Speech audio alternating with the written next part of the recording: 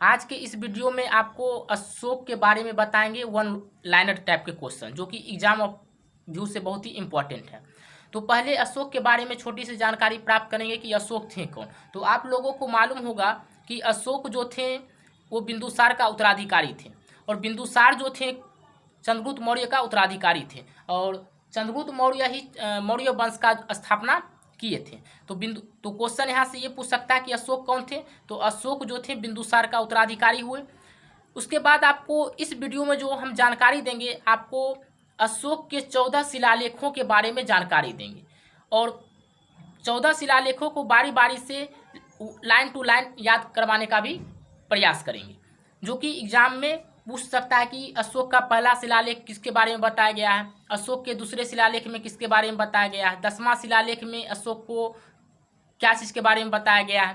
तो इस प्रकार से तो पहला ये समझना है कि शिलालेख है क्या। शिलालेख जो है अभिलेख का ही भाग है, क्योंकि अभिलेख को 3 भागों में बांटा गया था। पहला शिलालेख में, दूसरा स्तंभ लेख में, और तीसरा गुहा लेख में। ठीक है। तो शिलालेख का जो खोज हुआ था वो 1750 ईस्वी में हुआ था, और इसका खोज जो किए थे पादरिटी फैनथेलर ने किए थे। और शिलालेख की संख्या कितनी थी? 14 थी। तो क्वेश्चन यहाँ से आपको ये पूछ सकता है कि शिलालेख की संख्या कितनी थी। तो पहला वन लाइन क्वेश्चन ये हो गया, 14 थी। अशोक की शिलालेख की खोज कितने ईस्वी में और किसने की? तो अशोक के शिलालेख की खोज जो किए थे 1750 ईस्वी में पादरेटी फैनथेलर ने किए थे। ये हो गया। अब ये है कि अशोक का अभिलेख कौन पढ़े थे सबसे पहले। तो अशोक का अभिलेख सबसे पहले जो पढ़े थे वो पढ़े थे जेम्स प्रीसेप पढ़े थे, और 1837 ईस्वी में इन्होंने पढ़ा था। अब जैसा कि आपको हम पहले भी बता चुके हैं कि अशोक के शिलालेख की संख्या 14 है, और प्रत्येक शिलालेख से पूछा जा सकता है कि पहला शिलालेख किसके बारे में बताया गया, दूसरा शिलालेख किसके बारे में बताया गया। तो अब हम इसके शिलालेख की संख्या को बारी बारी से बता रहे हैं। तो पहला शिलालेख में क्या बताया गया? अशोक के पहला शिलालेख में पशु बलि की निंदा की गई है। किसकी निंदा की गई है? पशु बलि की निंदा की गई है। अब दूसरा शिलालेख में क्या बताया गया है अशोक के? दूसरा शिलालेख में अशोक ने मनुष्य और पशु दोनों की चिकित्सा व्यवस्था का उल्लेख किया है। तो क्वेश्चन ये पूछेगा, अशोक ने मनुष्य और पशु की चिकित्सा व्यवस्था का उल्लेख किस शिलालेख में किया है? तो क्या आंसर हो जाएगा? दूसरा शिलालेख में हो जाएगा। क्लियर है। अब तीसरा शिलालेख के बारे में बताते हैं। तो तीसरा शिलालेख में जो है अशोक ने बोले कि राजकीय अधिकारियों को आदेश दिए कि वे हर 5वें वर्ष के उपरांत जो है वो दौरे पर जाएंगे।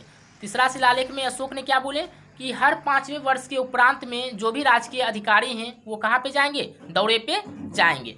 और उसमें उन्होंने यह भी बताया कि शिलालेख में कुछ धार्मिक नियमों के उल्लेख के बारे में उन्होंने बताया। तो 3 शिलालेख आप लोगों को हो चुका है। तो क्या क्वेश्चन पूछ सकता है? पहला क्वेश्चन कि पशु बलि की निंदा किस शिलालेख में की गई है? तो पहला शिलालेख में।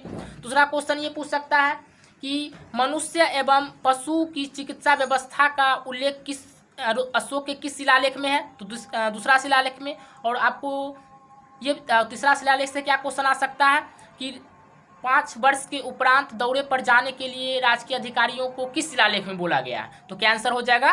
तीसरा शिलालेख हो जाएगा। क्लियर है। अब आपको हम बताएंगे चौथा शिलालेख के बारे में। तो चौथा शिलालेख में क्या बताया गया है? चौथा शिलालेख में भेरी घोष जो होता है की जगह धर्म घोष की घोषणा की गई है। क्लियर है। तो 4 शिलालेख आपका हो चुका। 5वां शिलालेख के बारे में बताएंगे। तो 5वां शिलालेख में जो है धर्म महामात्र जो होते हैं उनके नियुक्ति जो होता है उनके विषय में जानकारी जो मिलती है वो किस शिलालेख से मिलती है? 5वां शिलालेख से मिलती है। अब आपको हम 6ठा शिलालेख के बारे में जानकारी देंगे। अब आता है 6ठा शिलालेख में। तो 6ठा शिलालेख में बताया गया है कि आत्मनियंत्रण के बारे में बताया गया है, मतलब आत्मनियंत्रण की शिक्षा दिया गया है 6ठा शिलालेख में। अब आते हैं 7वां और 8वां शिलालेख में जो है अशोक जो तीर्थ यात्रा किए थे उसके बारे में उल्लेख किया गया है। तो 7वां और 8वां शिलालेख बहुत इंपॉर्टेंट है, ये पूछ सकता है अशोक की तीर्थ यात्राओं का उल्लेख किस शिलालेख में किया गया है? तो अशोक के 7वां और 8वां शिलालेख में उनके तीर्थ यात्राओं का उल्लेख किया गया। तो इस तरह से 8 शिलालेख हो गया है। अब 9वां शिलालेख के बारे में जानना है। तो 9वां शिलालेख में सच्चे शिष्टाचार के बारे में बताया गया है, और सच्ची भेंट के बारे में जो बताया गया है वो 9वां शिलालेख में बताया गया। ठीक है। अब यहाँ समझना है कि 10वां शिलालेख में 10वां शिलालेख में फिर आदेश के बारे में दिया गया। तो 10वां शिलालेख में अशोक ने आदेश दिया है, किसको किसको आदेश दिया है, राजा को दिया है और जितने भी उच्च अधिकारी होते उनको आदेश दिया है कि वह जो है हमेशा जो सोचेंगे किसके हित में सोचेंगे, हमेशा प्रजा के हित में सोचना है। तो यहाँ से 10वां शिलालेख में ये क्वेश्चन आएगा कि अशोक ने जो आदेश दिया है राजा और उच्च अधिकारी को प्रजा के हित में सोचने के लिए 21 शिलालेख में मिला है। तो किस शिलालेख से प्राप्त हुआ है? ये 10वां शिलालेख में अशोक ने यह आदेश दिया है। तो अब यहाँ देखिए 12वां शिलालेख है, 10वां के बाद 11वां आता है। तो 11वां के बारे में पहले आप लोगों को बता देते हैं। तो 11वां शिलालेख में जो है इसमें धर्म की व्याख्या की गई है। तो 11वां शिलालेख में जो अशोक का है उसमें धर्म की व्याख्या की गई है।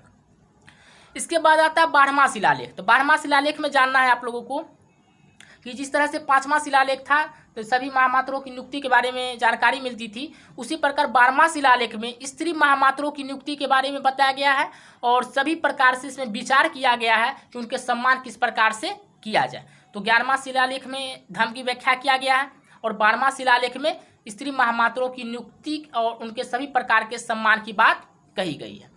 12वां के बाद आता है 13वां शिलालेख। तो 13वां शिलालेख तो आप लोगों को मालूम होगा कि अशोक जो थे कलिंग पर आक्रमण करके वहाँ पे एक अपना अधिकार जमा लिए थे।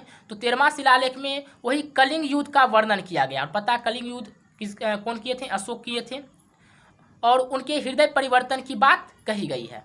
और इसी के साथ साथ 13वां शिलालेख में उनके जो पड़ोसी राजा थे उनके बारे में क्या मिलता है? वर्णन मिलता है। तो 13वां शिलालेख भी बहुत इंपॉर्टेंट है कि कलिंग युद्ध का वर्णन जो मिलता है किस शिलालेख में मिलता है, वह जो शिलालेख मिलता है कौन सा है? 13वां शिलालेख। और अशोक का जो हृदय परिवर्तन हुआ था वो भी 13वां शिलालेख में ही मिलता है और उनके जितना भी पड़ोसी राजा था उनके बारे में जो वर्णन मिलता है वो भी 13वां शिलालेख में मिलता है। ये भी बहुत ही इंपॉर्टेंट है। अब लास्ट शिलालेख इसमें है 14वां शिलालेख। तो 14वां शिलालेख में अशोक ने क्या कहे हैं? सभी जनता को ये बोले हैं कि आप लोग जो है धार्मिक जीवन बिताएं, इसके लिए उन्होंने क्या किए? प्रेरित किए। तो इस प्रकार से आपका जो है 14 शिलालेख जो था क्या हो गया? पूर्णतः कंप्लीट हो चुका है। तो एक बार आपको इसके बारे में छोटा सा जानकारी देते थे फिर से। अशोक कौन थे?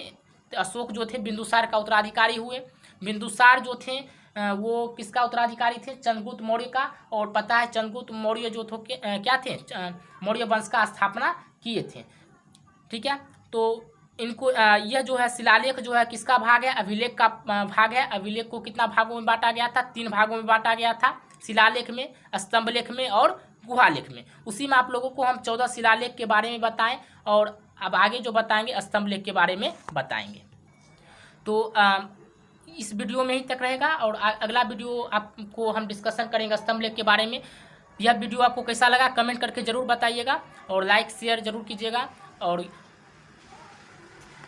यदि आप इस चैनल को सब्सक्राइब नहीं किए हैं तो इस चैनल को सब्सक्राइब कर लीजिएगा ताकि आपको अगला वीडियो का नोटिफिकेशन जल्दी प्राप्त हो सके।